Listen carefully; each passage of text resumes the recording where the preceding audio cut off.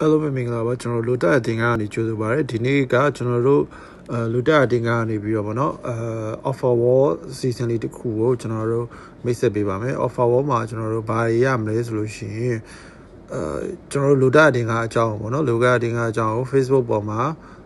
ပြီးဆိုလို့ရှိရင် TikTok မှာ YouTube မှာကျွန်တော်တို့ပို့တင်ပေးရဆိုလို့ရှိရင်ကျွန်တော်တို့တပို့ကျွန်တော်တို့ point 100စီကျွန်တော်တို့ပြန်ပေးမှာပဲဖြစ်ပါတယ်ဆိုတော့အဲ့ဒီဟာလေးကိုကျွန်တော်တို့ဝင်ရောက်ပြီးတော့ရယူဖို့အတွက်ဆိုလို့ရှိရင်ဘယ်လိုလုပ်ရမလဲဆိုတာကိုကျွန်တော်တို့ဒီဗီဒီယိုလေးမှာကျွန်တော်တို့ပြပေးမှာပဲဖြစ်ပါတယ်အဲ့တော့ကျွန်တော်တို့ဒီဝင်ပြီးလုပ်ရမယ့် link ကိုတော့ကျွန်တော်ဒီ Facebook ဒီပို့ထဲမှာကျွန်တော်တင်ထားပေးရပါတော့ကျွန်တော်ကတော့လက်ရှိဒီလိုမျိုးပဲဝင်ပြလိုက်မယ်ပေါ့နော်offer wall ဆိုတာလေးရှိပါတယ်အဲ့တော့ဒီမှာဒီစာမျက်နှာလေးကိုရောက်ပြီဆိုတာနဲ့ကျွန်တော်တို့ကအရင်ဦးဆုံး create account ဆိုပြီးတော့ကျွန်တော်တို့ account စဖွင့်ရမယ်ပေါ့နော်အဲ့ဒီဖွင့်တဲ့ account ကလည်းလိုတက်အတင်းက application မှာဖွင့်ထားတဲ့ email ပေါ့နော်ကျွန်တော်တို့ mail ကိုပဲ Gmail ကိုပဲကျွန်တော်ပြန်သုံးရမယ်ပေါ့နော်အဲ့ဒါကိုမသုံးလို့ရှိရင်တော့ account ကဖွင့်လို့ရမှာမဟုတ်ပါဘူး okay အဲ့တော့ကျွန်တော်တို့ create account ကိုနေပြီးတော့ account စဖွင့်ကြမယ်ကျွန်တော်လူဒီအထက်မှာမရှိရဲ့ mail တခုကိုကျွန်တော်တို့စပြီးတော့သုံးပြမယ်ပေါ့နော်အဲ့တော့ဒီကျွန်တော်တို့နမူနာဖြစ်တဲ့အတွက်ဒီတိုင်းပဲကျွန်တော်တို့သုံးလိုက်တယ် okay ပြီးပြီဆိုရင်ကျွန်တော်တို့ password တွေကျွန်တော်တို့ထည့်မယ်ပေါ့နော် password ရှစ်လုံးကျွန်တော်တို့ထည့်မယ် okay ပြီးပြီဆိုရင်ကျွန်တော်တို့ register နေလိုက်မယ်အဲ့ဒါဆိုလို့ရှိရင်ကျွန်တော်တို့ဒီမှာလိုတာတင်က application မှာ register မလုပ်ထားတဲ့ mail ဆိုလို့ရှိရင် the email is not allowed to register ဆိုပြပါတယ်အဲ့တော့ကျွန်တော်တို့ကဒီမှာ register လုပ်ထားတဲ့ကျွန်တော်တို့ email ပေါ့နော်ကျွန်တော်တို့ mail Gmail ပေါ့ထည့်လိုက်ပါမယ်ထည့်ပြီးတော့ကျွန်တော်တို့account ဖွင့်မယ်ပေါ့နော်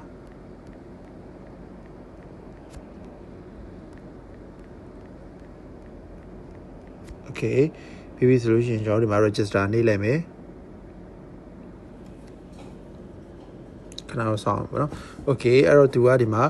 register successfully please check your email verify your account before login ဆိုပြီးတော့သူကပြောပါတယ်အဲ့တော့ကျွန်တော်တို့ရဲ့ mail ကိုverification link လေးကျွန်တော်တို့ပို့ရပေါ့နော် account verify လုပ်ဖို့ link လေးပို့ပါတယ်အဲ့တော့ကျွန်တော် mail တွေကိုတွားပြီးတော့စစ်မယ်ပေါ့နော်အဲ့တော့ဒီမှာverification link ကို local အတင်းက offer wall ဆိုပြီးကျွန်တော်တို့ပို့ထားတာရှိပါတယ်အဲ့တော့ကျွန်တော်တို့အဲ့ထဲကိုဝင်မယ်ဝင်ပြီးသွားပြီဆိုလို့ရှိရင်ကျွန်တော်တို့ဒီမှာ verify email ဆိုတဲ့ cloud ကိုနှိပ်လို့ရလို့ဒီအောက်က cloud ကိုနှိပ်လို့လေရပါတယ်အဲ့တော့ကျွန်တော်တို့ verify email ကိုနှိပ်လိုက်မယ် okay ဒါဆိုရင်ရပြီ login ကိုနှိပ်လိုက်ပါပြီးပြီဆိုရင်ကျွန်တော်တို့ login ဝင်မယ်ပေါ့နော် okay ကျွန်တော်တို့ခဏဖွင့်ထားတဲ့တော့ဖွင့်ဖို့တုံးထားတဲ့ Gmail ကိုပြန်ရိုက်ပါတယ်ကျွန်တော်တို့ okay ပြီးပြီဆိုကျွန်တော်တို့ login ဝင်လိုက်မယ် okay login ဝင်လို့ရှိရင်ကျွန်တော်တို့ဒီစာမျက်နှာကိုရောက်သွားပြီအဲ့တော့အထဲမှာရှိရဟာလေးတွေကိုကျွန်တော်တို့နည်းနည်းမိတ်ဆက်ပြီပေါ့နော် okay ဒီမှာ very border machine menu လေးကိုနှိပ်လိုက်ပါနှိပ်လိုက်လို့ရှိရင်ဒီမှာ test ဆိုတာကတော့ကျွန်တော်တို့အခု point နေရယူဖို့အတွက်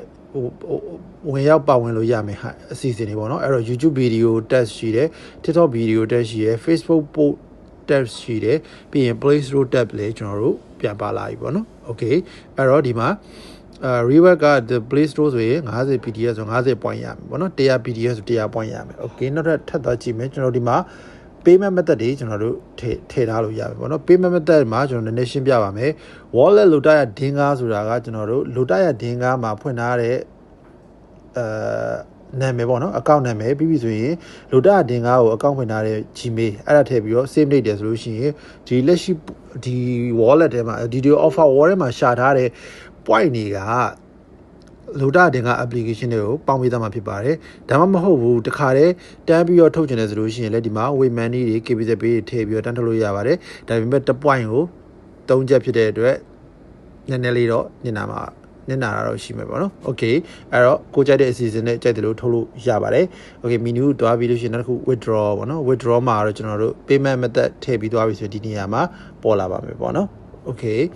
ပြီးဒီမှာ history မှာကျွန်တော်တို့ test submission ဆိုတာတော့ကျွန်တော်တို့ရဲ့လုပ်တဲ့လုပ်ငန်းဒီ submit လုပ်တဲ့လုပ်ငန်းစဉ်တွေကအောင်မြင်လားမအောင်မြင်လားဆိုတာကိုဒီမှာကျွန်တော်တို့ကြည့်လို့ရပါတယ်ပြီးရင် withdraw မှာတော့ကျွန်တော်တို့ရဲ့ငွေထုတ်တဲ့ဟာကရောက်လားမရောက်လားဆိုတာတွေကိုကြည့်လို့ရပါတယ် okay အဲ့တော့ကျွန်တော်တို့ဒီမှာ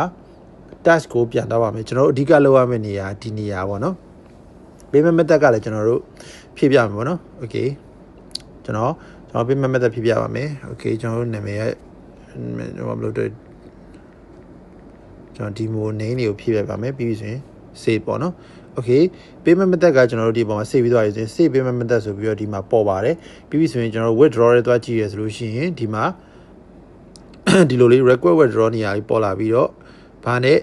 ထုတ်မလဲဆိုတဲ့နေရာမှာကျွန်တော်တို့ရွေးလို့ရပြီးတော့ request လုပ်လို့ရပါတယ်ကျွန်တော်တို့အနည်းဆုံးကတော့ minimum withdraw ကတော့300ပေါ့နော်ဆိုတော့ withdraw ကျွန်တော်တို့ပြန်ပြီးတော့ထုတ်လို့ရမယ်ပေါ့နော် okay ပြီးပြီဆိုလို့ရှိရင်နောက်တစ်ခုကကျွန်တော်တို့test ပေါ့နော်ဒီ test တွေကကြတော့ကျွန်တော်တို့ဒီ withdraw လိုတာ application ကနေပြီးတော့ 0.500 ထုတ်ထားတဲ့ total 0.500 ထုတ်ထားတဲ့လူတွေမှာပဲဒီ submit tab ကိုကျွန်တော်တို့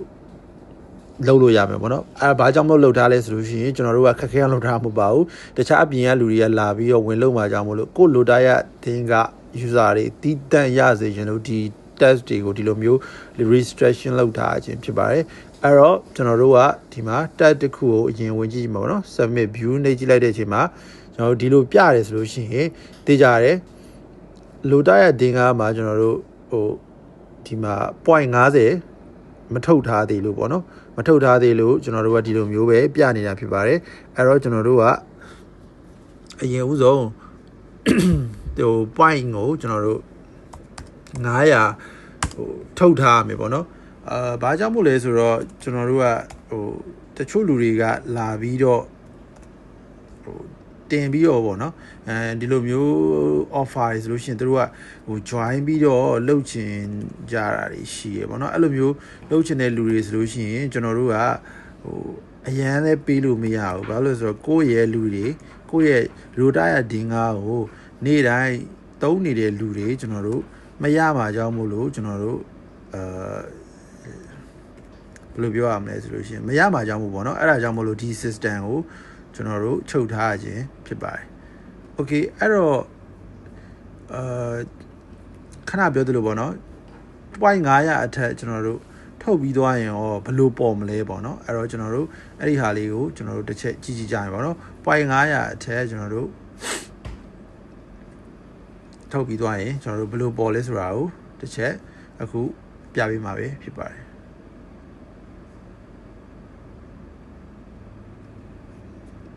အပြင်ကိုကျွန်တော်တို့ပြန်ထွက်လိုက်ပါ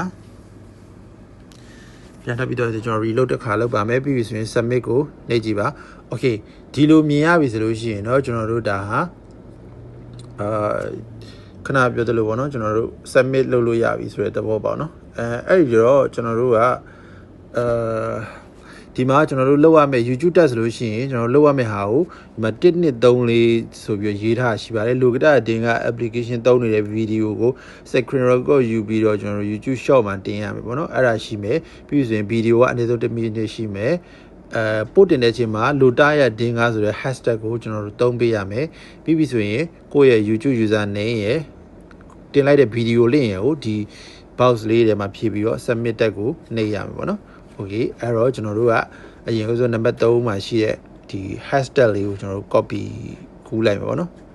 တကယ်လို့မကူးကျင်လဲရေးလိုက်ပေါ့နော်ကျွန်တော်ကတော့လှုပ်ရှုပ်လို့မကူးတော့အဲ့တော့ကျွန်တော်ကတော့ spin wheel လှည့်ထားတဲ့ video ရှိရယ်နောက်ခံစကားပြောရမယ်ပေါ့နော်ကျွန်တော်ကတော့မပြောထားတော့ဘူးနမူနာဖြစ်တဲ့အတွက်ဒီလိုတာတင်ကမှဒီလို spin wheel လှည့်ပြီးတော့ငွေထုတ်လို့ရတယ်ပေါ့နော်ဒီဟာလေးတွေပြီးပြီဆိုရင်ကိုယ့်ရဲ့ idea မှာရှိတဲ့ဟာလေးဟိုထူးထူးခြားခြားဘာမှအဲ့လိုမျိုးကြီးအရန်ခဲရင်းလုပ်နေကြမလို့ပါဘူးတည်ရမလားကိုပြောတတ်တယ်လို့လေးပဲပြောပြီးတော့10 minute စာကြော်သွားလဲရတယ်ဒါပေမဲ့10 minute တော့မနေနဲ့ပေါ့နော်10 minute စာဗီဒီယိုကြော်လေးကိုကျွန်တော်တို့လုပ်ပြီးသွားပြီဆိုရင်ကျွန်တော်တို့ YouTube မှာ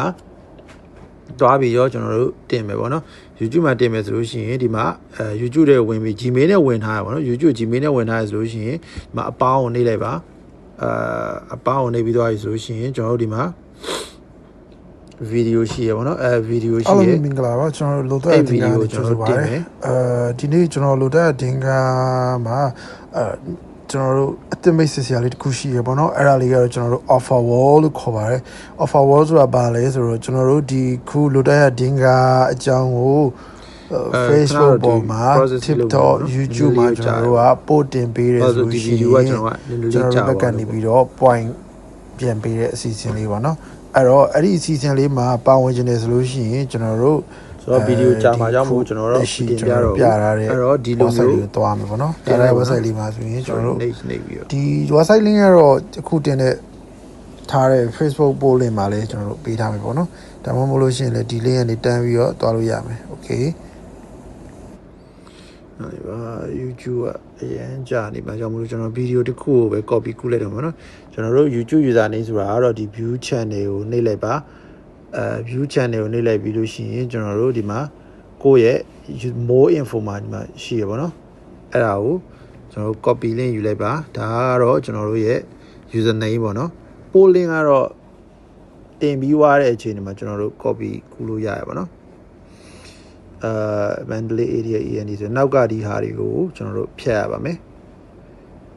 အဖြစ်လို့လဲဆိုတော့ကျွန်တော်တို့ဒီမှာပြထားတဲ့အတိုင်းပဲ www.youtube.com/@mandalay.and ဒီဟာကတော့ကျွန်တော်တို့ရဲ့ user name ပေါ့နော် post link ကတော့ကျွန်တော်တို့တင်ထားတဲ့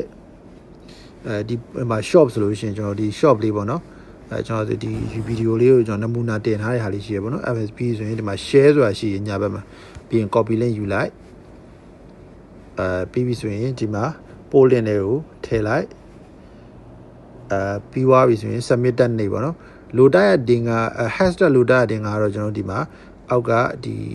video ရဲ့ description မှာရေးထားရင်ရပြီပေါ့နော်ကျန်တဲ့ဟာလေးလည်းရေးလို့ရပါတယ်ပြီးပြီဆိုရင် submit tag ဆိုတာလေးကိုကျွန်တော်တို့နှိပ်လိုက်ပါဒါဆိုရင် test တစ်ခုပြီးသွားပါပြီပြီးသွားပြီဆိုလို့ရှိရင်ကျွန်တော်တို့approve ဖြစ်သွားပြီဆိုတာနဲ့ကျွန်တော်တို့ wallet ထဲဒီ offer wallet ထဲကို point တရားဝင်လာမှာဖြစ်ပါတယ်အဲ့တော့ history တွေကိုတွားကြည့် history တွေကိုတွားကြည့်ပြီးလို့ရှိရင်ဒီမှာကျွန်တော်တို့ pendy ဖြစ်နေရပေါ့နော် pendy ဖြစ်နေရ approve ဖြစ်သွားရဆိုလို့ရှိရင်ကျွန်တော်တို့ point ရမယ် point ရပြီးသွားပြီဆိုလို့ရှိရင်ကျွန်တော်တို့ငွေထုတ်လို့ရပါပြီ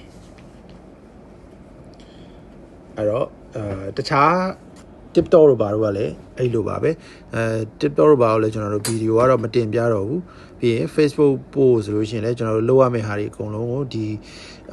view ကိုနေပြီးတော့ကြည့်လို့ရပါတယ်ကျွန်တော်တို့ရေးပြထားပါတယ်တကယ်လို့မသိတာရှိလို့ရှိရင်လည်းကျွန်တော်တို့လူတာတင်က Facebook page မှာလာပြီးတော့မေးလို့ရပါတယ်ဒီဗီဒီယိုတွေကတော့ဒီတော့ပါပဲနောက်ဗီဒီယိုမှာကျွန်တော်တို့ပြန်တွေ့ကြပါဦးကျေးဇူးတင်ပါတယ်ဗျ